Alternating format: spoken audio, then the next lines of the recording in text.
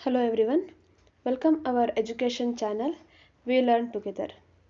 ಈ ವಿಡಿಯೋದಲ್ಲಿ 9ನೇ ತರಗತಿಯ ಸಂಪೂರ್ಣ ಸಮಾಜ ವಿಜ್ಞಾನದ 450 ಒಂದು ಏನು ಕ್ವೆಶ್ಚನ್ಗಳ ಒಂದು ಸಂಪೂರ್ಣ ಸರಣಿ ಇದೆ. ಅದರ ಭಾಗ 3 ಪಾರ್ಟ್ 3 ನೋಡ್ತಾ ಹೋಗೋಣ. ಈಗ ಆಲ್ರೆಡಿ 200 ಕ್ವೆಶ್ಚನ್ಗಳನ್ನು ನೋಡಿ ಆಗಿದೆ. ಅದರದ್ದು ಅಂದರೆ 200 ಕ್ವೆಶ್ಚನ್ಗಳು ಇರುವಂತಹ ಒಂದು ಸರಣಿಯನ್ನು ನೋಡಿದಾಗಿದೆ.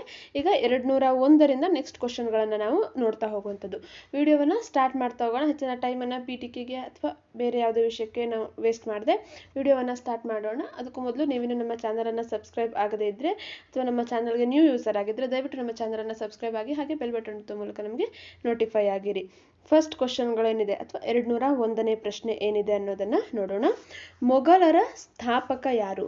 ಮೊಘಲರ ಸ್ಥಾಪಕ ಬಾಬರ್ನು ಮೊಘಲರ ಸ್ಥಾಪಕ. ದೆಹಲಿ ಸುಲ್ತಾನರ ಕೊನೆಯ ಸಂತತಿಯಾದಂತಹ ಲೋಧಿ ಸಂತತಿಯ ಇಬ್ರಾಹಿಂ ಲೋಧಿ ಏನಿರ್ತಾನೆ ಕೊನೆಯ ಅರಸ. ಆತನ ಒಂದು ಪ್ರಧಾನಿಗಳಾದ ದೌಲತ್ ಖಾನ್ ಮತ್ತು ಆಲಂ ಖಾನ್ ಇವರು ಪರ್ಷಿಯನ್ನರಿಗೆ ಅಥವಾ ಅಫ್ಘನ್ನರಿಗೆ ಪರ್ಷಿಯಾದ ಬಾಬರ್ನಿಗೆ ಭಾರತದ ಮೇಲೆ ಯುದ್ಧವನ್ನು ಮಾಡುವಂತೆ ಆಮಂತ್ರಣವನ್ನು ಕೊಡ್ತಾನೆ. ಆ ಮೂಲಕ ಬಾಬರ್ ಭಾರತದ ಮೇಲೆ ಯುದ್ಧವನ್ನು ಮಾಡ್ತಾನೆ. ಅಂದರೆ ಇಬ್ರಾಹಿಂ ಲೋಧಿಯ ಜೊತೆಗೆ ಪಾಣಿಪತ್ ಕದನ ನಡೆಯುತ್ತೆ.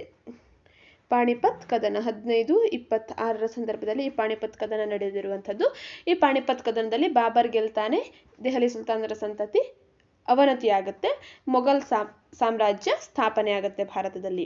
ಬಾಬರ್ನ ಮೂಲ ಸ್ಥಳ ಯಾವುದು? ಬಾಬರ್ನ ಮೂಲ ಸ್ಥಳ ಟರ್ಕಿಸ್ತಾನ್ ಬಾಬರ್ನ ಮೂಲ ಸ್ಥಳ ಆಗಿದೆ. ಬಾಬರ್ನ ತಂದೆ ಹೆಸರು ಉಮರ್ ಶೇಖ್ ಮಿರ್ಜಾ. ಬಾಬರ್ನ ತಂದೆ ಉಮರ್ ಶೇಖ್ ಮಿರ್ಜಾ ಈತ ಫರ್ಗಾನ್ ರಾಜ್ಯದಲ್ಲಿ ಆಳ್ವಿಕೆಯನ್ನ ಮಾಡ್ತಾ ಇರ್ತಾನೆ. ಫರ್ಗಾನ್ ಹೇಳುವಂಥ ಒಂದು ಸಣ್ಣ ರಾಜ್ಯದಲ್ಲಿ ಆಡಳಿತವನ್ನ ನಡೆಸ್ತಾ ಇರ್ತಾನೆ ಈತನ ತಂದೆ. ನೆಕ್ಸ್ಟ್, ಮೊದಲ ಪಾಣಿಪತ್ ಕದನ ನಡೆದ ವರ್ಷ. ಈಗ ಆಲ್ರೆಡಿ ನಾನು ಇದರ ಬಗ್ಗೆ ಒಂದಿಷ್ಟು ವಿಷಯವನ್ನ ಹೇಳಿದೆ ನಿಮಗೆ. ಮೊದಲ ಪಾಣಿಪತ್ ಕದನ 1526 1526ರಲ್ಲಿ ನಡೆಯುತ್ತೆ ಬಾಬರ್ ಮತ್ತು ಇಬ್ರಾಹಿಂ ಲೋಧಿಯ ನಡುವೆ. ಈ ಪಾಣಿಪತ್ ಕದನದಲ್ಲಿ ಇಬ್ರಾಹಿಂ ಲೋಧಿ ಇದ್ದವನು ಸೋಲ್ತಾನೆ. ಇದರಿಂದ ದೆಹಲಿ ಸುಲ್ತಾನರ ಸಂತತಿಯು ಸಹ ಅವನತಿಯನ್ನಾಗುತ್ತೆ. ಬಾಬರ್ ಗೆಲ್ತಾನೆ. ಅದರ ಜೊತೆಗೆ ಮೊಘಲರ ಸಾಮ್ರಾಜ್ಯದ ಸ್ಥಾಪನೆ ಭಾರತದಲ್ಲಾಗುತ್ತೆ. ಬಾಬರ್ ತನ್ನ ರಾಜಧಾನಿಯನ್ನಾಗಿ ದೆಹಲಿಯನ್ನ ಮಾಡ್ಕೊಳ್ತಾನೆ. ದೆಹಲಿಯನ್ನ ರಾಜಧಾನಿಯನ್ನಾಗಿ ಮಾಡಿಕೊಂಡು ಬಾಬರ್ ಆಡಳಿತವನ್ನ ನಡೆಸಲಿಕ್ಕೆ ಪ್ರಾರಂಭವನ್ನ ಮಾಡ್ತಾನೆ. ಬಾಬರ್ ಯಾರ ಜೊತೆ ಕಣ್ವ ಕದನವನ್ನು ಮಾಡ್ತಾನೆ? ರಾಣಾ ಸಂಗ್ರಾಮ್ ಸಿಂಗ್. ಈ ಬಾಬರ್ ತನ್ನ ಆಡಳಿತಾವಧಿಯಲ್ಲಿ ಸುಮಾರು 4 ವರ್ಷಗಳ ಕಾಲ ಆಳ್ವಿಕೆಯನ್ನ ಮಾಡ್ತಾನೆ ಅಥವಾ ಆಡಳಿತವನ್ನ ನಡೆಸ್ತಾನೆ ಭಾರತದಲ್ಲಿ. 4 ವರ್ಷಗಳಲ್ಲಿ ಸುಮಾರು 3 ಪ್ರಮುಖ ಯುದ್ಧಗಳನ್ನು ನಾವು ಹೇಳ್ಬೋದು ಬಾಬರ್ನದು. ಮೊದಲನೇದು ಪಾಣಿಪತ್ ಕದನ. ಇದು ಭಾರತದಲ್ಲಿ ಮೊಘಲ್ ಸಾಮ್ರಾಜ್ಯದ ಸ್ಥಾಪನೆಗೆ ಅಡಿಪಾಯವನ್ನು ಹಾಕಿರುವಂಥದ್ದು. ನೆಕ್ಸ್ಟ್, ಕಣ್ವಾ ಕದನ, ಮತ್ತೊಂದು ಗೋಗ್ರಾ ಕದನ. ಈ 3 ಕದನಗಳು ಬಾಬರ್ನ ಪ್ರಮುಖ ಕದನಗಳ ಆಗಿರುವಂಥದ್ದು. ಈ ಕಣ್ವಾ ಕದನವನ್ನ ಬಾಬರ್ ರಾಣಾ ಸಂಗ್ರಾಮ್ ಸಿಂಗನ ಜೊತೆ ಮಾಡ್ತಾನೆ. ನೆಕ್ಸ್ಟ್, ಬಾಬರ್ನು ಯಾರ ಜೊತೆಗೆ ಗೋಗ್ರಾ ಕದನವನ್ನ ಮಾಡಿದ? ಗೋಗ್ರಾ ಕದನ ಇದು ಮೊಹಮ್ಮದ್ ಲೋಧಿಯ ಜೊತೆಗೆ ಗೋಗ್ರಾ ಕದನವನ್ನ ಬಾಬರ್ ಮಾಡ್ತಾನೆ. ನೆಕ್ಸ್ಟ್, ಬಾಬರ್ನ ಆತ್ಮಚರಿತ್ರೆ ಯಾವುದು? ಆತ್ಮಚರಿತ್ರೆಯ ಹೆಸರೇನು? ತುಜುಕಿ ಇ ಬಾಬರಿ ಹೇಳುವಂಥದ್ದು ಬಾಬರ್ನ ಆತ್ಮಚರಿತ್ರೆ. ಈ ಆತ್ಮಚರಿತ್ರೆ ಟರ್ಕಿ ಭಾಷೆಯಲ್ಲಿ ಬರೆದಾಗಿರುವಂಥದ್ದು. ತುಜುಕಿ ಇ ಬಾಬರಿ ಹೇಳುವಂಥದ್ದು ಬಾಬರ್ನ ಆತ್ಮಚರಿತ್ರೆ. ಇದನ್ನ ಟರ್ಕಿ ಭಾಷೆಯಲ್ಲಿ ಅಥವಾ ತುರ್ಕಿ ಭಾಷೆಯಲ್ಲಿ ಬರೆಯಲಾಗಿದೆ. ನೆಕ್ಸ್ಟ್, 209ನೇ ಪ್ರಶ್ನೆ. ಬಾಬರ್ನ ಆತ್ಮಚರಿತ್ರೆಯನ್ನು ಪರ್ಷಿಯನ್ ಭಾಷೆಗೆ ಭಾಷಾಂತರಿಸಿದವರು? ಈ ಬಾಬರ್ನ ಆತ್ಮಚರಿತ್ರೆ ತುಜುಕಿ ಇ ಬಾಬರಿ ಹೇಳುವಂಥ ಆತ್ಮಚರಿತ್ರೆ.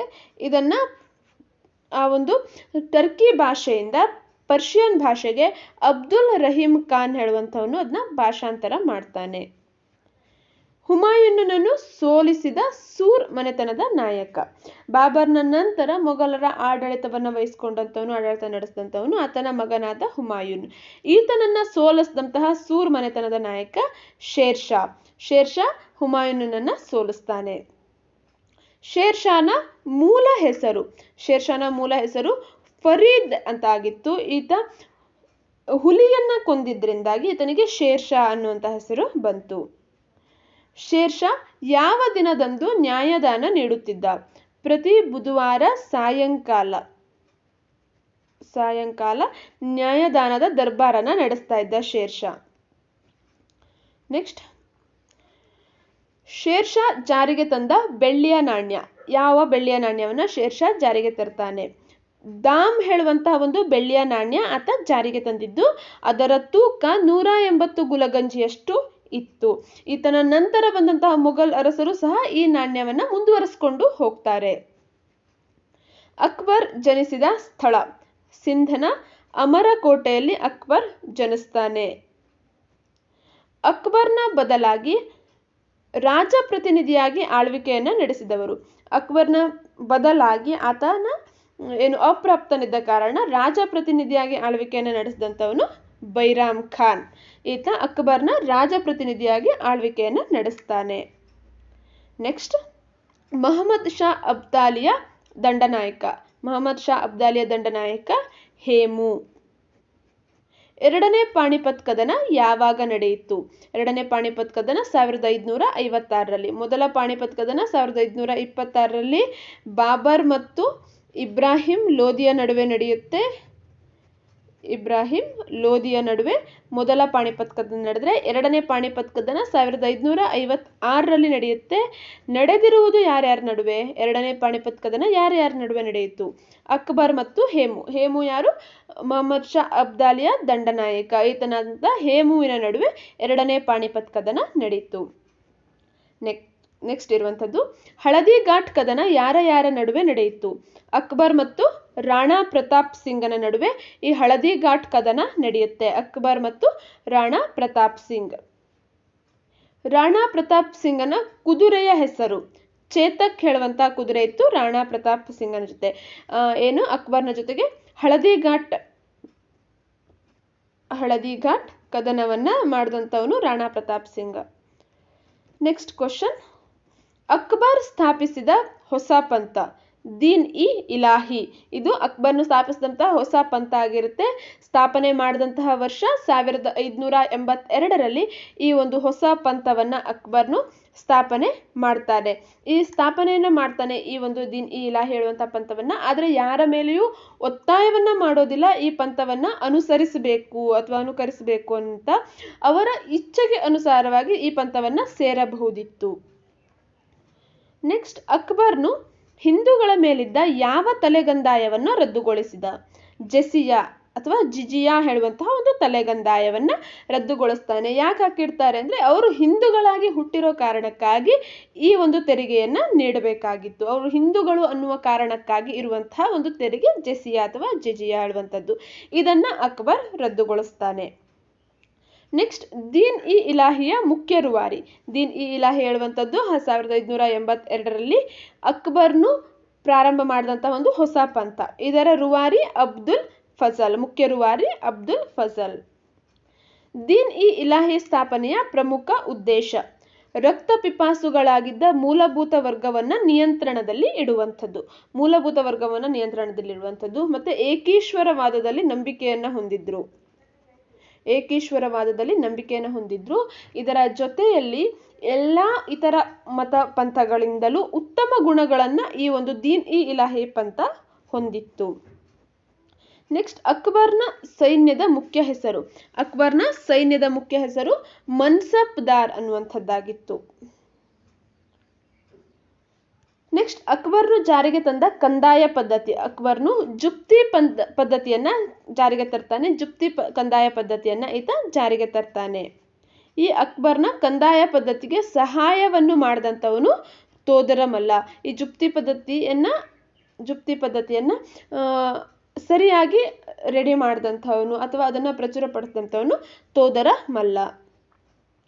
ಅಕ್ಬರ್ನ ಪೊಲೀಸ್ ವ್ಯವಸ್ಥೆಯ ಹೆಸರು. ಅಕ್ಬರ್ನು ತನ್ನ ರಾಜ್ಯದಲ್ಲಿ ಅಥವಾ ತನ್ನ ಸಾಮ್ರಾಜ್ಯದಲ್ಲಿ ಆಡಳಿತ ನಿರ್ವಹಣೆಗಾಗಿ ನಿರ್ಮಿಸಿಕೊಂಡಿದ್ದಂತಹ ಒಂದು ಪೊಲೀಸ್ ವ್ಯವಸ್ಥೆಯ ಹೆಸರು ಕೋತ್ವಾಲ್ ಅನ್ನುವಂಥದ್ದಾಗಿತ್ತು. ನೆಕ್ಸ್ಟ್, ಅಕ್ಬರ್ನು ಕಟ್ಟಿಸಿದ ಹೊಸ ರಾಜಧಾನಿ ಫತೇಪುರ್ ಸಿಕ್ರಿ. ಇದು ಅಕ್ಬರ್ನು ಕಟ್ಟಿಸಿದಂತಹ ಹೊಸ ರಾಜಧಾನಿಯಾಗಿರುವಂಥದ್ದು. ನೆಕ್ಸ್ಟ್, ಅಕ್ಬರ್ನ ಹಿರಿಯ ಮಗ ಜಹಾಂಗೀರ್. ಈತ ಅಕ್ಬರ್ನ ಹಿರಿಯ ಮಗ. ನೆಕ್ಸ್ಟ್ ಪ್ರಶ್ನೆ, ಮೊಘಲರ ವಾಸ್ತುಶಿಲ್ಪದ ಸುವರ್ಣ ಯುಗ ಅಂತ ಕರೆಯುವಂಥದ್ದು ಶಹಜಹಾನ್ನ ಆಳ್ವಿಕೆಯನ್ನ.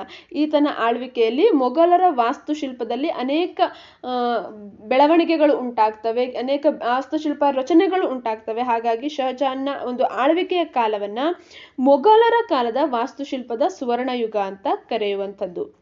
ತಾಜ್ ಮಹಲ್ ಯಾವ ನದಿಯ ದಡದ ಮೇಲಿದೆ ಅಥವಾ ದಂಡೆಯ ಮೇಲಿದೆ? ಯಮುನಾ ನದಿಯ ದಂಡೆಯ ಮೇಲಿದೆ. ಬಿಳಿಯ ಅಮೃತಶಿಲೆ ಅಥವಾ ಮಾರ್ಬಲ್ ನಿಂದ ನಿರ್ಮಾಣವನ್ನ ಮಾಡಲಾಗಿದೆ. ಇದನ್ನ ಶಹಜಹಾನ್ ತನ್ನ 4ನೆಯ ಹೆಂಡತಿಯಾದಂತಹ ಮುಮ್ತಾಜ್ಳ ನೆನಪಿಗಾಗಿ ಕಟ್ಟಿಸಿದಂಥದ್ದು, ಒಂದು ಪ್ರೇಮದ ಸಂಕೇತ ಅಂತ ಕರೆಯುವಂಥದ್ದು ಈ ತಾಜ್ ಮಹಲ್ ಅನ್ನ. ಇದು ಜಗತ್ತಿನ 7 ಅದ್ಭುತಗಳಲ್ಲಿ ಒಂದು, ಭಾರತದಲ್ಲಿ ಇದೆ. ಇದು ಜಗತ್ತಿನ 7 ಅದ್ಭುತಗಳಲ್ಲಿ ಒಂದಾಗಿರುವಂಥದ್ದು ಈ ತಾಜ್ ಮಹಲ್. ನೆಕ್ಸ್ಟ್, ಮಯೂರ ಸಿಂಹಾಸನವನ್ನು ಮಾಡಿಸಿದವನು. ಮಯೂರ ಸಿಂಹಾಸನವನ್ನು ಮಾಡಿಸಿದಂಥವನು ಶಹಜಹಾನ್. ಈತ ಸುಮಾರು 1 ಕೋಟಿ ರೂಪಾಯಿಯ ವೆಚ್ಚದಲ್ಲಿ ಈ ಮಯೂರ ಸಿಂಹಾಸನವನ್ನ ನಿರ್ಮಾಣ ಮಾಡಲಾಗತ್ತೆ. ವಜ್ರ ಖಚಿತ ಆಗಿರುವಂತಹ ಒಂದು ಮಯೂರ ಸಿಂಹಾಸನ ಆಗಿದೆ. ಇದನ್ನ ಮಾಡಿಸಿದಂಥವನು ಶಹಜಹಾನ್. ನೆಕ್ಸ್ಟ್, ಜಿಂದಾ ಫಕೀರ್ ಎಂದು ಕರೆಯಲ್ಪಡುವ ಮೊಘಲ್ ದೊರೆ. ಯಾವ ಮೊಘಲ್ ದೊರೆಯನ್ನು ಜಿಂದಾ ಫಕೀರ್ ಅಥವಾ ಜೀವಂತ ಫಕೀರ ಅಂತ ಕರಿತಾ ಇದ್ರು? ಔರಂಗಜೇಬನನ್ನ ಕರಿತಾ ಇದ್ರು. ಕಾರಣ ಏನು? ಯಾವುದೇ ಆಡಂಬರವನ್ನ ಈತ ಒಪ್ತಾ ಇರಲಿಲ್ಲ. ಹಾಗೆ ಕುರಾನಿನ ತತ್ವಗಳ ಆಧಾರದ ಮೇಲೆ ಆಡಳಿತವನ್ನ ನಡೆಸ್ತಾ ಇದ್ದ. ಯಾವುದೇ ಒಂದು ಕಲೆ ಆಗಿರ್ಬೋದು, ಸಾಹಿತ್ಯ ಆಗಿರ್ಬೋದು, ಶಿಲ್ಪಕಲೆ, ವಾಸ್ತುಶಿಲ್ಪ ಇವ್ಯಾವುದಕ್ಕೂ ಆತ ಪ್ರೋತ್ಸಾಹವನ್ನ ನೀಡಲಿಲ್ಲ.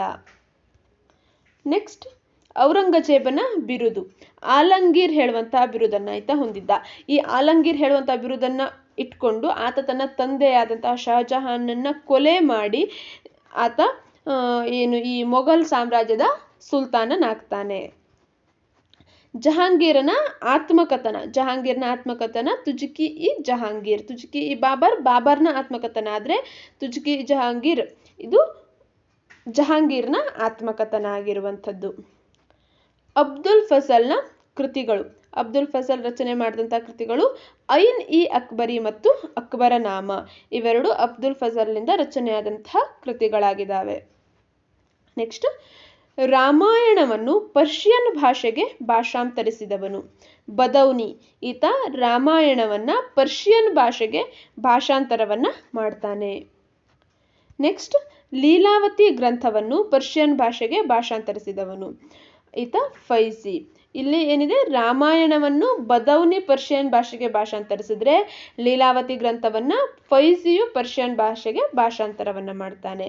ಅದಾದ್ಮೇಲೆ ನೆಕ್ಸ್ಟ್ ಬರುವಂಥದ್ದು ಭಾಗವತ ಪುರಾಣ. ಈ ಭಾಗವತ ಪುರಾಣವನ್ನ ಪರ್ಷಿಯನ್ ಭಾಷೆಗೆ ಭಾಷಾಂತರಿಸಿದವನು ತೋದರಮಲ್ಲ, ರಾಜ ತೋದರಮಲ್ಲ. ಈತ ಪರ್ಷಿಯನ್ ಭಾಷೆಗೆ ಭಾಷಾಂತರವನ್ನ ಮಾಡ್ತಾನೆ. ನೆಕ್ಸ್ಟ್, ದೇಶದ ಅತ್ಯಂತ ದೊಡ್ಡದಾದಂತಹ ಮಸೀದಿ ಜಾಮಿಯಾ ಮಸೀದಿ. ದೆಹಲಿಯಲ್ಲಿ ಇರುವಂಥದ್ದು ಜಾಮಿಯಾ ಮಸೀದಿ. ನೆಕ್ಸ್ಟ್, ಶಿವಾಜಿಯ ಜನ್ಮಸ್ಥಳ ಶಿವನೇರಿ ದುರ್ಗ. ಪುಣೆಯ ಸಮೀಪ ಇರುವಂತಹ ಶಿವನೇರಿ ದುರ್ಗ ಹೇಳುವಂತಲ್ಲಿ ಶಿವಾಜಿ ಜನಿಸ್ತಾನೆ. ನೆಕ್ಸ್ಟ್, ಶಿವಾಜಿಯ ತಂದೆ, ತಾಯಿ ಮತ್ತು ಗುರು. ಶಿವಾಜಿಯ ತಂದೆ ಶಹಾಜಿ ಭೋಸ್ಲೆ. ಈ ವಿಜಯಪುರ ಸುಲ್ತಾನನ ಒಂದು ಆಳ್ವಿಕೆಯಲ್ಲಿ ಈತ ಒಂದು ಕೆಲಸವನ್ನ ಮಾಡ್ತಾ ಇದ್ದ, ಆಡಳಿತದಲ್ಲಿ ಕೆಲಸ ಮಾಡ್ತಾ ಇದ್ದ. ತಾಯಿ ಜೀಜಾಬಾಯಿ ಶಿವಾಜಿಯ ಒಂದು ಆಧ್ಯಾತ್ಮಿಕ ಗುರು ಅಂತ ಕರಿಬಹುದು. ಶಿವಾಜಿಗೆ ಉತ್ತಮ ನಡತೆಗಳನ್ನ ಕಲಿಸ್ಕೊಟ್ಟಂಥವ್ರು. ಗುರು ದಾದಾಜಿ ಕೊಂಡದೇವ. ನೆಕ್ಸ್ಟ್, ಶಹಾಜಿ ಭೋಸ್ಲೆ ಯಾರ ಆಸ್ಥಾನದಲ್ಲಿ ಕೆಲಸ ಮಾಡುತ್ತಿದ್ದರು? ಶಹಾಜಿ ಭೋಸ್ಲೆ ಬಿಜಾಪುರ್ ಸುಲ್ತಾನನ ಆಸ್ಥಾನದಲ್ಲಿ ಕೆಲಸವನ್ನ ಮಾಡ್ತಾ ಇದ್ದರು. ನೆಕ್ಸ್ಟ್, ಶಿವಾಜಿಯನ್ನು ಸೋಲಿಸಿದ ಔರಂಗಜೇಬನ ಸೇನಾನಿ. ಶಿವಾಜಿಯನ್ನು ಸೋಲಿಸಿದ, ಶಿವಾಜಿಯಿಂದ ಸೋತಂತವನು ಶಹಿಸ್ತಾ ಖಾನ್ ಸೋಲ್ತಾನೆ. ಅದು ವಿಜಯಪುರ ಸುಲ್ತಾನ್ನ ಇದರಲ್ಲಿ ಬಂದ್ರೆ ಶಿವಾಜಿಯನ್ನು ಸೋಲಿಸಿದಂತಹ ಔರಂಗಜೇಬನ ಸೇನಾನಿ ಜೈಸಿಂಗ್. ನೆಕ್ಸ್ಟ್, ಶಿವಾಜಿಯ ಪಟ್ಟಾಭಿಷೇಕವಾದ ಸ್ಥಳ ರಾಯಗಢದಲ್ಲಿ ಶಿವಾಜಿಯ ಪಟ್ಟಾಭಿಷೇಕ ಆಗುತ್ತೆ. ಆದಂತಹ ವರ್ಷ 1674. ಈ ಸಮಯದಲ್ಲಿ ಆತ ಛತ್ರಪತಿ ಹೇಳುವಂತಹ ಬಿರುದನ್ನ ಪಡೆದುಕೊಳ್ತಾನೆ. ಪಟ್ಟಾಭಿಷೇಕದ ಸಂದರ್ಭದಲ್ಲಿ ಛತ್ರಪತಿ ಹೇಳುವಂತಹ ಬಿರುದಿನೊಂದಿಗೆ 1674ರಲ್ಲಿ ರಾಯಗಢದಲ್ಲಿ ಪಟ್ಟಾಭಿಷೇಕ ಆಗುತ್ತೆ. ಶಿವಾಜಿಯ ಆಡಳಿತದ ಮಂತ್ರಿ ಮಂಡಲವನ್ನ ಏನಂತ ಕರಿತಾ ಇದ್ರು? ಅಷ್ಟಪ್ರಧಾನರು ಅಂತ ಕರಿತಾ ಇದ್ರು. ಶಿವಾಜಿಯ ಆಡಳಿತದಲ್ಲಿರುವಂತಹ ಮಂತ್ರಿ ಮಂಡಲದ ಹೆಸರು. ಮೊಘಲರ ಪ್ರದೇಶದಿಂದ ಶಿವಾಜಿ ಸಂಗ್ರಹಿಸುತ್ತಿದ್ದ ತೆರಿಗೆ. ಚೌತಾಯಿ ಹೇಳುವಂಥ ತೆರಿಗೆ ಮೊಘಲ್ ಪ್ರದೇಶದಿಂದ, ಮೊಘಲ್ ಮತ್ತು ಶಾಹಿ ಪ್ರದೇಶದಿಂದ ಈ ಒಂದು ತೆರಿಗೆಯನ್ನು ಸಂಗ್ರಹಿಸ್ತಾ ಇದ್ರು. ಇದರಲ್ಲಿ 4ನೇ ಒಂದು ಭಾಗ, 4ರಲ್ಲಿ 1 ಭಾಗವನ್ನು ಕಂದಾಯದ ರೂಪದಲ್ಲಿ ಕೊಡಬೇಕಾಗಿತ್ತು. ನೆಕ್ಸ್ಟ್, ಶಿವಾಜಿ ತನ್ನ ಸ್ವರಾಜ್ಯದಿಂದ ಸಂಗ್ರಹಿಸುತ್ತಿದ್ದ ತೆರಿಗೆ ಸರ್ದೇಶ್ಮುಖಿ, ತನ್ನ ಸ್ವರಾಜ್ಯದಿಂದ. ಇದರಲ್ಲಿ 10ರಲ್ಲಿ 1 ಭಾಗವನ್ನು ಮಾತ್ರ ಕಂದಾಯದ ರೂಪದಲ್ಲಿ ಕೊಡಬೇಕಾಗಿತ್ತು ಶಿವಾಜಿ ತನ್ನ ಸ್ವರಾಜ್ಯದಲ್ಲಿ ಸಂಗ್ರಹಿಸುತ್ತಿದ್ದ ತೆರಿಗೆಯಲ್ಲಿ. ಅದೇ ಮೊಘಲ್ ಮತ್ತು ಶಾಹಿ ಈ ಪ್ರದೇಶದಲ್ಲಿ 4ರಲ್ಲಿ 1 ಭಾಗದಷ್ಟು ತೆರಿಗೆ ಅಥವಾ ಕಂದಾಯವನ್ನು ಕೊಡಬೇಕಾಗಿತ್ತು. ನೆಕ್ಸ್ಟ್, ಶಾಹುವನ್ನು ಬಿಡಿಸಿದವನು. ಈ ಶಾಹುವನ್ನು ಬಿಡಿಸಿದವನು, ಶಿವಾಜಿಯ ನಂತರ ಆತನ ಮಗನಾದಂತಹ ಶಾಹುವನ್ನು ಬಿಡಿಸಿದಂಥವನು ಬಾಲಾಜಿ ವಿಶ್ವನಾಥ್. ಈತ ಮರಾಠ ಪೇಶ್ವೆ ಆಗಿರ್ತಾನೆ. ಮರಾಠರ ಪ್ರಧಾನ ಮಂತ್ರಿಗೆ ಪೇಶ್ವೆ ಅಂತ ಕರಿತಾ ಇದ್ರು. ನೆಕ್ಸ್ಟ್, 2ನೇ ಶಿವಾಜಿ ಎಂದು ಪ್ರಸಿದ್ಧನಾದವನು. 1ನೇ ಬಾಜಿರಾವ್, ಈತ 2ನೇ ಶಿವಾಜಿ ಎಂದು ಪ್ರಸಿದ್ಧನಾಗಿರ್ತಾನೆ. 3ನೇ ಪಾಣಿಪತ್ ಕದನದಲ್ಲಿ ಹೋರಾಡಿದ ಮರಾಠ ದೊರೆ. 3ನೇ ಪಾಣಿಪತ್ ಕದನದಲ್ಲಿ ಬಾಲಾಜಿ ಬಾಜಿರಾವ್ನು ಹೋರಾಟವನ್ನ ಮಾಡ್ತಾನೆ. ಮರಾಠರ ಪೇಶ್ವೆ ಆಗಿದ್ದಂಥವನು ಈತ 3ನೇ ಪಾಣಿಪತ್ ಕದನದಲ್ಲಿ ಹೋರಾಟವನ್ನ ಮಾಡ್ತಾನೆ. ಮೊಘಲ್ ದೊರೆ 2ನೇ ಶಾ ಆಲಂನನ್ನು ದೆಹಲಿ ಸಿಂಹಾಸನದ ಮೇಲೆ ಕುಳ್ಳರಿಸಿದ ಮರಾಠ ದೊರೆ. ಮೊಘಲ್ ದೊರೆಯಾದಂತಹ 2ನೇ ಶಾ ಆಲಂನನ್ನು ದೆಹಲಿಯ ಸಿಂಹಾಸನದ ಮೇಲೆ ಕುಳ್ಳರಿಸ್ತಾನೆ 1ನೇ ಮಾಧವರಾವ್. ಆಗ ಮರಾಠ ದೊರೆ ಅಲ್ಲ, ಆಯ್ತಾ, ಮರಾಠ ಪೇಶ್ವೆ ಆಗಿರ್ತಾನೆ 1ನೇ ಮಾಧವರಾವ್. ರಮಾನಂದರು ಯಾರ ತತ್ವದ ಅನುಯಾಯಿಗಳಾಗಿದ್ದರು? ರಮಾನಂದರು ರಾಮಾನುಜಾಚಾರ್ಯರ ತತ್ವದ ಅನುಯಾಯಿಗಳಾಗಿದ್ದರು. ಉತ್ತರದಲ್ಲಿ ರಮಾನಂದರು ಪ್ರಸಿದ್ಧ ಒಬ್ಬ ಸಮಾಜ ಸುಧಾರಕರು ಅಂತ ನಾವು ಕರಿಬಹುದು. ಇವರು ರಾಮಾನುಜಾಚಾರ್ಯರ ತತ್ವದಿಂದ ಪ್ರತಿಪಾದನೆ ಒಳಗಾಗಿರ್ತಾರೆ. ರಮಾನಂದರ ಪ್ರಸಿದ್ಧ ಶಿಷ್ಯ. ರಮಾನಂದರು ರಾಮಾನುಜಾಚಾರ್ಯ ತತ್ವಗಳಿಂದ ಪ್ರೇರಿತರಾಗಿದ್ರೆ ಈ ರಮಾನಂದರ ಪ್ರಸಿದ್ಧ ಶಿಷ್ಯ ಕಬೀರ್ ದಾಸ್ ಅಥವಾ ಕಬೀರರು. ಸಿಖ್ಖರ ಪವಿತ್ರ ಗ್ರಂಥ ಗುರು ಗ್ರಂಥ ಸಾಹೇಬ್ ಅಥವಾ ಗ್ರಂಥ ಸಾಹೇಬ್ ಹೇಳುವಂಥದ್ದು ಸಿಖ್ಖರ ಪವಿತ್ರ ಗ್ರಂಥ. ಗುರುದ್ವಾರದಲ್ಲಿಟ್ಟು ಅದನ್ನು ಪೂಜೆ ಮಾಡ್ತಾರೆ. ಸರನೀಯ ಎಂಬ ಪದ್ಧತಿಯನ್ನು ಪ್ರಾರಂಭಿಸಿದವರು ಶ್ರೀಮಂತ ಶಂಕರ ದೇವರು. ಸರನೀಯ ಹೇಳುವಂಥ ಒಂದು ಪದ್ಧತಿಯನ್ನು ಇವರು ಪ್ರಾರಂಭ ಮಾಡ್ತಾರೆ. ನೆಕ್ಸ್ಟ್, ಮೀರಾಬಾಯಿ ಯಾವ ರಜಪೂತ ಮನೆತನದ ರಾಜಕುಮಾರಿ? ಮೀರಾಬಾಯಿ ರಜಪೂತ ಮೇವಾಡ ರಾಜಮನೆತನ, ರಜಪೂತರ ಮೇವಾಡ ರಾಜಮನೆತನದ ರಾಜಕುಮಾರಿ ಆಗಿರ್ತಾಳೆ.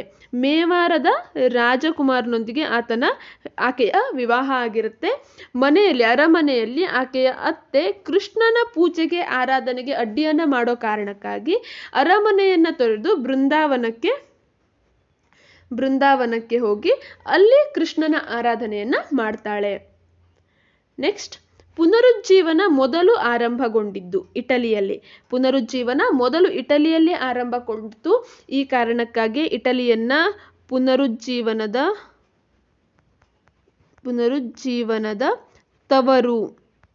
ತವರು ಅಂತ ಹೇಳಿ ಕರೀತಾರೆ. ನೆಕ್ಸ್ಟ್, ಮುದ್ರಣ ಯಂತ್ರವನ್ನು ಸಂಶೋಧಿಸಿದವನು ಗುಟೆನ್ಬರ್ಗ್. ಈತ ಮುದ್ರಣ ಯಂತ್ರವನ್ನ ಸಂಶೋಧನೆಯನ್ನ ಮಾಡ್ತಾನೆ. ಇದರಿಂದಾಗಿ ಅನೇಕ ಪುಸ್ತಕಗಳ ಪ್ರಿಂಟ್ ಅನ್ನ ಮಾಡುವಂಥದ್ದು ಬಹಳ ಬೇಗ ಆಗುತ್ತೆ. ಈ ಬೈಬಲ್ಗಳನ್ನ ಭಾಷಾಂತರ, ಮತ ಸುಧಾರಣೆ, ಪ್ರತಿ ಸುಧಾರಣೆ ಈ ಕಾಲದಲ್ಲೆಲ್ಲ ಸಹ ಈ ಮುದ್ರಣ ಯಂತ್ರ ಒಂದು ಬಹಳಷ್ಟು ಪರಿಣಾಮವನ್ನ ಬೀರುತ್ತೆ. ಪುನರುಜ್ಜೀವನದ ಜನಕ ಅಥವಾ ಪುನರುಜ್ಜೀವನದ ಪಿತಾಮಹ ಅಂತ ಕರೆಯುವಂಥದ್ದು ಪೆಟ್ರಾರ್ಕ್. ಈತ ಲ್ಯಾಟಿನ್ ಭಾಷೆಯ ಪ್ರಸಿದ್ಧ ಕಾವ್ಯ ಆಫ್ರಿಕಾ. ಈತ ಒಂದು ಆಫ್ರಿಕಾ ಹೇಳುವಂತ ಒಂದು ಕಾವ್ಯವನ್ನ ಲ್ಯಾಟಿನ್ ಭಾಷೆಯಲ್ಲಿ ರಚನೆಯನ್ನ ಮಾಡ್ತಾನೆ. ಇದು ಈತನ ಒಂದು ಪ್ರಸಿದ್ಧ ಕಾವ್ಯ ಆಗಿದೆ. ನೆಕ್ಸ್ಟ್, ಬೊಕ್ಯಾಶಿಯೋ ಇಟಾಲಿಯನ್ ಭಾಷೆಯಲ್ಲಿ ರಚಿಸಿದ 100 ಕಥೆಗಳ ಸಂಗ್ರಹ. ಬೊಕ್ಯಾಶಿಯೋ ರಚಿಸಿದಂತಹ ಕೃತಿ ಡೆಕಮೆರಾನ್. ಇದು ಇರುವಂತಹ ಭಾಷೆ ಇಟಾಲಿಯನ್ ಭಾಷೆಯಲ್ಲಿ. ಇದರೊಳಗೆ ಏನಿದೆ 100 ಕಥೆಗಳ ಸಂಗ್ರಹವಿದೆ. 100 ಕಥೆಗಳನ್ನು ಒಳಗೊಂಡಿರುವಂತಹ ಒಂದು ಡೆಕಮೆರಾನ್ ಹೇಳುವಂತಹ ಒಂದು ಕೃತಿಯಾಗಿದೆ ಇದು. ನೆಕ್ಸ್ಟ್, ಡಾಂಟೆಯ ಕೃತಿ. ಡಾಂಟೆ ರಚಿಸಿದಂತಹ ಕೃತಿ ಡಿವೈನ್ ಕಾಮಿಡಿ. ನೆಕ್ಸ್ಟ್, ಥಾಮಸ್ ಮೋರ್ನ ಕೃತಿ ಯುಟೋಪಿಯಾ ಅಥವಾ ಯುಟಿಯೋಪಿಯಾ ಅಂತ ಕರೆಯುವಂಥದ್ದು ಥಾಮಸ್ ಮೋರ್ನ ಕೃತಿಯಾಗಿದೆ. ನೆಕ್ಸ್ಟ್, ಮೈಕಲ್ ಎಂಜಲೋನ ಚಿತ್ರ ಆಡಮ್ ಮತ್ತು ಕೊನೆಯ ತೀರ್ಮಾನ. ಲಿಯೋನಾರ್ಡೋ ಡಾವಿಂಚಿಯ ಚಿತ್ರ ಮೊನಾಲಿಸಾ. ರಾಫೆಲ್ನ ಸಿಸ್ಟರ್ ಮಡೋನ್ನಾ. ಇವು ಈ ಪುನರುಜ್ಜೀವನ ಕಾಲದ ಪ್ರಮುಖ ಚಿತ್ರಗಳು. ಆಡಮ್ ಮತ್ತು ಕೊನೆಯ ತೀರ್ಮಾನ, ಇದನ್ನ ಮೈಕಲ್ ಎಂಜಲೋ ಚಿತ್ರವನ್ನ ಬಿಡಿಸ್ತಾನೆ. ಮೊನಾಲಿಸಾ ಇದು ಲಿಯೋನಾರ್ಡೋ ಡಾವಿಂಚಿಯ ಚಿತ್ರ. ಸಿಸ್ಟರ್ ಮಡೋನ್ನಾ ಅಥವಾ ಸಿಸ್ಟರ್ ಮಡೋನ್ನಾ ಹೇಳುವಂಥದ್ದು ರಾಫೆಲ್ ಬಿಡಿಸಿದಂಥ ಒಂದು ಚಿತ್ರ ಆಗಿದೆ. ಸೌರ ಕೇಂದ್ರ ಸಿದ್ಧಾಂತದ ಪ್ರತಿಪಾದಕರು ಕೋಪರ್ನಿಕಸ್. ಸೌರ ಕೇಂದ್ರ ಸಿದ್ಧಾಂತ ಏನು? ಸೂರ್ಯ ಕೇಂದ್ರದಲ್ಲಿದ್ದು ಸೂರ್ಯನ ಸುತ್ತ ಎಲ್ಲಾ ಗ್ರಹಗಳು ತಿರುಗುತ್ತವೆ ಹೇಳುವಂಥದ್ದು ಸೌರ ಕೇಂದ್ರ ಸಿದ್ಧಾಂತ. ಇದಕ್ಕೂ ಮೊದಲು ಟಾಲೆಮಿ ಏನ್ ಮಾಡಿದ್ದ? ಭೂಕೇಂದ್ರ ಸಿದ್ಧಾಂತವನ್ನ ತಿಳಿಸಿದ್ದ. ಭೂಮಿ ಕೇಂದ್ರದಲ್ಲಿದೆ, ಭೂಮಿಯ ಸುತ್ತ ಉಳಿದಂತಹ ಗ್ರಹ ಸೂರ್ಯ ಇವೆಲ್ಲವೂ ಸುತ್ತುತ್ತವೆ ಅಂತ ಹೇಳಿದ್ದ. ಆದ್ರೆ ಕೋಪರ್ನಿಕಸನು ಸೌರ ಕೇಂದ್ರ ಸಿದ್ಧಾಂತವನ್ನ ಪ್ರತಿಪಾದನೆ ಮಾಡ್ತಾನೆ. ಗ್ರಹಗಳು ಸೂರ್ಯನನ್ನು ದೀರ್ಘವೃತ್ತಾಕಾರದಲ್ಲಿ ಸುತ್ತುತ್ತವೆ ಎಂದವನು ಜರ್ಮನಿಯ ಕೆಪ್ಲರ್. ಇಲ್ಲಿ ಕೋಪರ್ನಿಕಸ್ ಏನಂತಾನೆ? ಸೂರ್ಯ ಕೇಂದ್ರದಲ್ಲಿದ್ದು ಆತನ ಸುತ್ತ ಗ್ರಹಗಳೆಲ್ಲ ಸುತ್ತುತ್ತವೆ ಅಂತ ಹೇಳಿದ್ರು ಸಹ ಯಾವ ಆಕಾರದಲ್ಲಿ ಸುತ್ತುತ್ತವೆ ಅನ್ನುವಂಥದ್ದನ್ನ ಅಲ್ಲಿ ಹೇಳಿರ್ಲಿಲ್ಲ. ಅದನ್ನ ಜರ್ಮನಿಯ ಕೆಪ್ಲರ್ ದೀರ್ಘವೃತ್ತಾಕಾರದಲ್ಲಿ ಸುತ್ತುತ್ತವೆ ಅಥವಾ ಅಂಡಾಕಾರದಲ್ಲಿ ಗ್ರಹಗಳು ಸೂರ್ಯನ ಸುತ್ತ ಸುತ್ತುತ್ತವೆ ಅನ್ನುವಂಥದ್ದನ್ನ ಆತ ತಿಳಿಸಿದ. ನೆಕ್ಸ್ಟ್, ದೂರದರ್ಶಕ ಕಂಡುಹಿಡಿದವನು ಗೆಲಿಲಿಯೋ. ಈತ ದೂರದರ್ಶಕವನ್ನು ಕಂಡುಹಿಡಿದಿದ್ದಾನೆ. ಗುರುತ್ವ ನಿಯಮವನ್ನು ಕಂಡುಹಿಡಿದಂಥವನು ಗ್ರಾವಿಟಿ, ಲಾ ಆಫ್ ಗ್ರಾವಿಟಿ. ಈ ನಿಯಮವನ್ನ ಕಂಡುಹಿಡಿದಂಥವನು ನ್ಯೂಟನ್ನ ಗುರುತ್ವ ನಿಯಮ ಅಂತ ಕರೆಯುವಂಥದ್ದು. ಭೌಗೋಳಿಕ ಅನ್ವೇಷಣೆಯ ಯುಗ 16ನೇ ಶತಮಾನ ಅಂದ್ರೆ 1500ನೇ ಒಂದು ಇಸವಿ ಏನಿದೆ ಅಲ್ಲಿನ 100 ವರ್ಷಗಳು, ಇದನ್ನ ಭೌಗೋಳಿಕ ಅನ್ವೇಷಣೆಯ ಯುಗ ಅಂತ ಕರೀತಾರೆ. ಈ ಒಂದು ಅವಧಿಯಲ್ಲಿ ಈ 100 ವರ್ಷಗಳಲ್ಲಿ ಬಹಳಷ್ಟು ಪ್ರದೇಶಗಳು ಸಂಶೋಧನೆ ಆದವು, ಹಾಗಾಗಿ ಇದನ್ನ ಅನ್ವೇಷಣೆ ಯುಗ ಅಂತ ಕರೆಯುವಂಥದ್ದು. ಬಹಾಮಾ ದ್ವೀಪವನ್ನು ಕಂಡುಹಿಡಿದವನು ಕೊಲಂಬಸ್. ಈತ ವೆಸ್ಟ್ ಇಂಡೀಸ್ ಸಮೀಪ ಬಹಾಮಾ ದ್ವೀಪವನ್ನ ಕಂಡುಹಿಡಿದಿದ್ದಾನೆ. Next, Cape of Good Hope ಎಂದು ಹೆಸರು ಕೊಟ್ಟವನು ಬಾರ್ತಲೋಮಿಯೋ ಡಯಾಸ್. ಈತ ಕೇಪ್ ಆಫ್ ಗುಡ್ ಹೋಪ್ ಅಂತ ಹೆಸರನ್ನ ಕೊಡ್ತಾನೆ. Next, Brazil ಕಂಡುಹಿಡಿದವನು ಕಬ್ರಾಲ್. ಜಲಮಾರ್ಗದ ಮೂಲಕ ಭೂಮಿಯನ್ನು ಮೊದಲು ಪ್ರದಕ್ಷಿಣೆ ಹಾಕಿದವನು ಮೆಗಲನ್ನನು. ಜಲಮಾರ್ಗದ ಮೂಲಕ ಭೂಮಿಯನ್ನ ಮೊದಲು ಪ್ರದಕ್ಷಿಣೆಯನ್ನ ಹಾಕ್ತಾನೆ. ನೆಕ್ಸ್ಟ್, ಮಾರ್ಟಿನ್ ಲೂಥರ್ನ ಅನುಯಾಯಿಗಳನ್ನ ಹೆಸರು ಪ್ರೊಟೆಸ್ಟೆಂಟರು ಅಂತ ಕರೀತಾರೆ. ಕ್ಯಾಥೋಲಿಕರು ಮತ್ತು ಪ್ರೊಟೆಸ್ಟೆಂಟರು. ಈ ಮತ ಸುಧಾರಣಾ ಚಳುವಳಿ ಏನ್ ನಡೆಯುತ್ತೆ, ಮತ ಸುಧಾರಣಾ ಚಳುವಳಿ, ಈ ಸಂದರ್ಭದಲ್ಲಿ ಈತ ಕ್ಯಾಥೋಲಿಕ್ ಚರ್ಚ್ನ ದುರಾಡಳಿತವನ್ನ ಮಾರ್ಟಿನ್ ಲೂಥರ್ನು ಬಯಲಿಗೆಳಿತಾನೆ, ಅದರ ವಿರುದ್ಧ ಹೋರಾಟವನ್ನ ಮಾಡ್ತಾನೆ. ಈ ಸಂದರ್ಭದಲ್ಲಿ ಉಂಟಾದ ಆತನ ಅನುಯಾಯಿಗಳನ್ನ ಪ್ರೊಟೆಸ್ಟೆಂಟರು ಅಂತ ಕರೆಯುವಂಥದ್ದು. ಪ್ರತಿ ಸುಧಾರಣಾ ಚಳುವಳಿಯ ನಾಯಕ ಇಗ್ನೇಷಿಯಸ್ ಲಯೋಲಾ. ಸ್ಪೇನ್ನ ಒಬ್ಬ ಶ್ರೀಮಂತ ಆಗಿರ್ತಾನೆ ಈತ ಪ್ರತಿ ಸುಧಾರಣಾ ಚಳುವಳಿಯ ನಾಯಕ. ಚರ್ಚಿನ ನಿಯಮ ಉಲ್ಲಂಘಿಸುವವರನ್ನು ವಿಚಾರಣೆ ನಡೆಸಿ ಶಿಕ್ಷಿಸುವ ವಿಚಾರಣಾ ಪದ್ಧತಿ ಇನ್ಕ್ವಿಜಿಷನ್ ಹೇಳುವಂತ ಒಂದು ಪದ್ಧತಿಯನ್ನ ಜಾರಿಗೆ ತರ್ತಾರೆ. ಇದು ಚರ್ಚಿನ ನಿಯಮ ಏನಿರುತ್ತೆ ಅದನ್ನ ಯಾರು ಉಲ್ಲಂಘನೆಯನ್ನ ಮಾಡ್ತಾರೋ ಅವರನ್ನ ವಿಚಾರಣೆ ನಡೆಸಿ ಶಿಕ್ಷಿಸುವಂತಹ ಒಂದು ಪದ್ಧತಿಯಾಗಿರುತ್ತೆ. ಕೈಗಾರಿಕಾ ಕ್ರಾಂತಿ ಮೊದಲು ಆರಂಭವಾದ ದೇಶ ಇಂಗ್ಲೆಂಡ್ನಲ್ಲಿ ಕೈಗಾರಿಕಾ ಕ್ರಾಂತಿ ಮೊದಲು ಆರಂಭ ಆಗುತ್ತೆ. ಇಂಗ್ಲೆಂಡ್ನಲ್ಲೇ ಉಂಟಾಗ್ಲಿಕ್ಕೆ ಕಾರಣಗಳೇನು ಅಂದ್ರೆ ಬಹಳಷ್ಟು ಕಾರಣಗಳನ್ನ ನಾವಲ್ಲಿ ಕೊಡಬಹುದು. ಇಂಗ್ಲೆಂಡ್ ಒಂದು ಬಹಳಷ್ಟು ಕಡೆ ವಸಾಹತುಗಳನ್ನ ಹೊಂದಿರುವಂತಹ ರಾಷ್ಟ್ರ ಆಗಿತ್ತು. ವಸಾಹತು ಏನು ದೇಶಗಳಿಂದ ಕಚ್ಚಾ ವಸ್ತುಗಳನ್ನ ಆಮದು ಮಾಡ್ಕೊಳ್ತಾ ಹೋಯ್ತು. ಯಾವುದೇ ತೆರಿಗೆ ಇಲ್ಲದೆ ಕಚ್ಚಾ ವಸ್ತುಗಳನ್ನು ತಂದುಕೊಳ್ಳುವಂಥದ್ದು, ಅದನ್ನ ಸಿದ್ಧ ವಸ್ತುಗಳನ್ನಾಗಿ ಮಾಡಿ ಹೆಚ್ಚಿನ ಬೆಲೆಗೆ ಮಾರಾಟವನ್ನ ಮಾಡುವಂಥದ್ದು. ಇಲ್ಲಿ ಏನಾಯ್ತು, ಬೇಡಿಕೆ ಹೆಚ್ಚಾಗ್ತಾ ಹೋಯ್ತು. ಅದಕ್ಕಾಗಿ ಕೈಗಾರಿಕಾ ಕ್ರಾಂತಿ ಉಂಟಾಯಿತು. ಕೈಗಾರಿಕೆಗಳಲ್ಲಿ ಈ ಯಂತ್ರೋಪಕರಣಗಳ ಬಳಕೆ ಆರಂಭವಾಯಿತು ಇಲ್ಲಿ. ನೆಕ್ಸ್ಟ್, ಸ್ಪಿನ್ನಿಂಗ್ ಜೆನ್ನಿ ಕಂಡುಹಿಡಿದವನು ಜೇಮ್ಸ್ ಹ್ಯಾರ್ಗ್ರೀವ್. ಮ್ಯೂಲ್ ಯಂತ್ರವನ್ನು ಕಂಡುಹಿಡಿದವನು ಸ್ಯಾಮ್ಯುಯಲ್ ಕ್ರಾಂಪ್ಟನ್. ಈತ ಮ್ಯೂಲ್ ಯಂತ್ರವನ್ನ ಕಂಡುಹಿಡಿತಾನೆ. ಕಾಟನ್ ಜಿನ್ನಿ ಇದನ್ನ ಕಂಡುಹಿಡಿದಂಥವನು ಎಲಿ ವಿಟ್ನಿ. ಇವೆಲ್ಲವೂ ಸಹ ಹತ್ತಿ ಬಟ್ಟೆ ತಯಾರಿಕೆಗೆ ಉಪಯೋಗ ಆಗುವಂತಹ ಯಂತ್ರಗಳಾಗಿದ್ವು. ನೆಕ್ಸ್ಟ್, ಪವರ್ ಲೂಮ್ ಯಂತ್ರವನ್ನು ಕಂಡುಹಿಡಿದವನು ಅಡ್ಮಂಡ್ ಕಾರ್ಟ್ರೈಟ್. ಈತ ಪವರ್ ಲೂಮ್ ಯಂತ್ರವನ್ನ ಕಂಡುಹಿಡಿತಾನೆ. ನೆಕ್ಸ್ಟ್, ಸಪ್ತವಾರ್ಷಿಕ ಯುದ್ಧಗಳಾದ ದೇಶ ಫ್ರಾನ್ಸ್ ಮತ್ತು ಇಂಗ್ಲೆಂಡ್.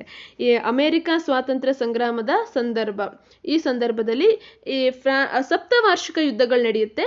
ಭಾರತದಲ್ಲಿ ಆ ಸಂದರ್ಭದಲ್ಲಿ ಕಾರ್ನಾಟಿಕ್ ಯುದ್ಧಗಳು ನಡೀತಾ ಇರ್ತವೆ. 3ನೇ ಕಾರ್ನಾಟಿಕ್ ಯುದ್ಧ, ಸಪ್ತವಾರ್ಷಿಕ ಯುದ್ಧ ಉಂಟಾಗದ್ದಕ್ಕಾಗಿ ಪ್ಯಾರಿಸ್ ಒಪ್ಪಂದದೊಂದಿಗೆ ಕೊನೆಗೊಳ್ಳುತ್ತೆ.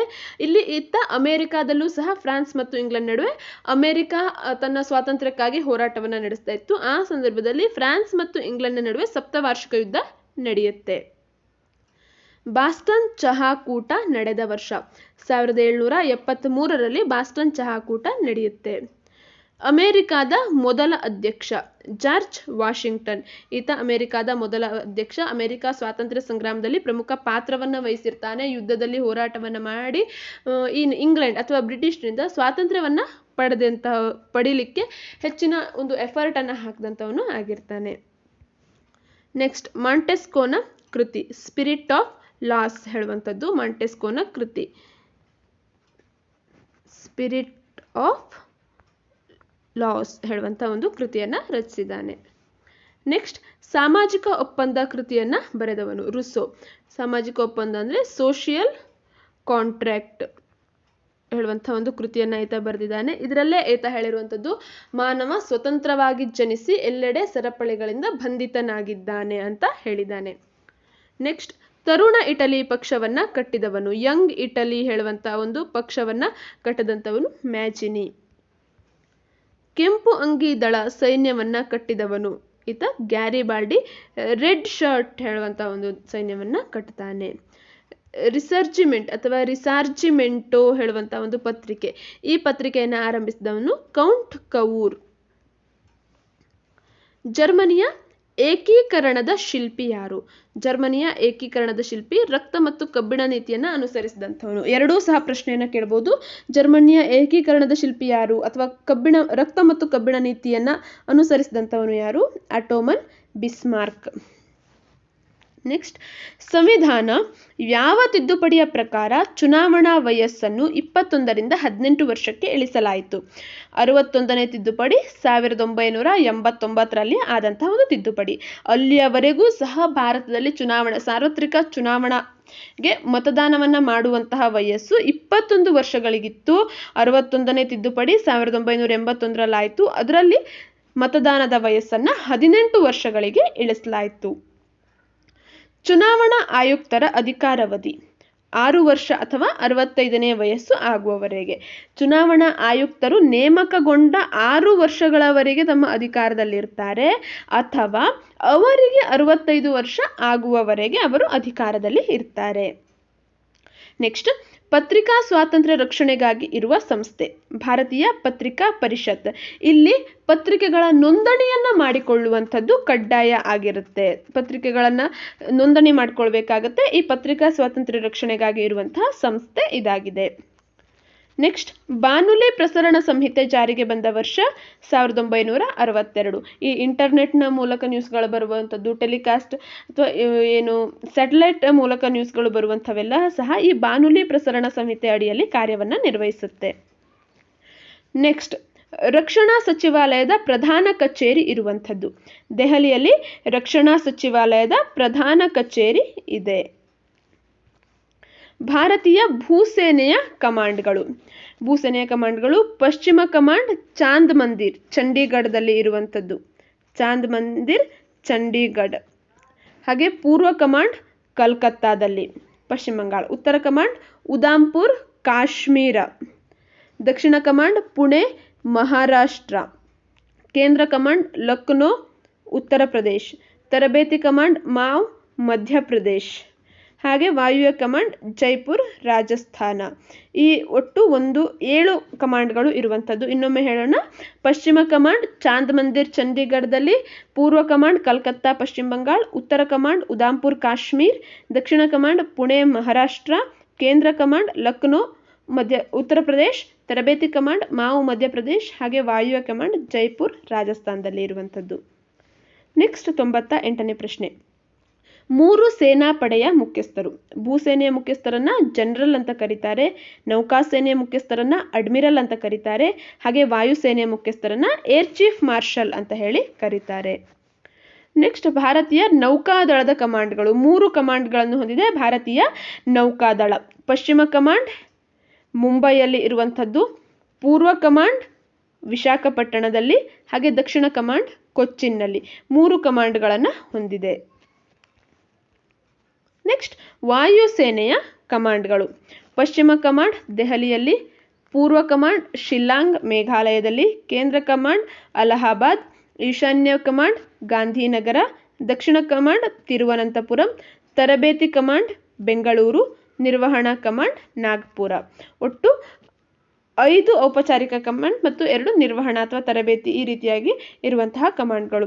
ಪಶ್ಚಿಮ ಕಮಾಂಡ್ ದೆಹಲಿಯಲ್ಲಿ, ಪೂರ್ವ ಶಿಲ್ಲಾಂಗ್, ಕೇಂದ್ರ ಅಲಹಾಬಾದ್, ಈಶಾನ್ಯ ಗಾಂಧಿನಗರ, ದಕ್ಷಿಣ ತಿರುವನಂತಪುರ, ಹಾಗೆ ತರಬೇತಿ ಕಮಾಂಡ್ ಬೆಂಗಳೂರು, ನಿರ್ವಹಣಾ ಕಮಾಂಡ್ ನಾಗ್ಪುರ. ಒಟ್ಟು 100 ಪ್ರಶ್ನೆಗಳನ್ನು ಈ ಒಂದು ವಿಡಿಯೋದಲ್ಲೂ ಸಹ ನಾವು ನೋಡಿದ್ವಿ. ಇನ್ನು ನೆಕ್ಸ್ಟ್ ವಿಡಿಯೋದಲ್ಲಿ ಈ ಸರಣಿಯ ಮುಂದುವರೆದ ಭಾಗಗಳನ್ನು ನಾವು ನೋಡ್ತಾ ಹೋಗೋಣ. Thank you for watching our ವಿಡಿಯೋವನ್ನು ಲೈಕ್ ಮಾಡಿ, ಶೇರ್ ಮಾಡಿ. ಹಾಗೆ ಯಾರು ನಮ್ಮ ಚಾನಲನ್ನು ಇನ್ನೂ ಸಬ್ಸ್ಕ್ರೈಬ್ ಆಗದೆ ವಿಡಿಯೋವನ್ನು ನೋಡ್ತಾ ಇದ್ದೀರೋ ದಯವಿಟ್ಟು ನಮ್ಮ ಚಾನಲನ್ನು ಸಬ್ಸ್ಕ್ರೈಬ್ ಆಗಿ. Thank you.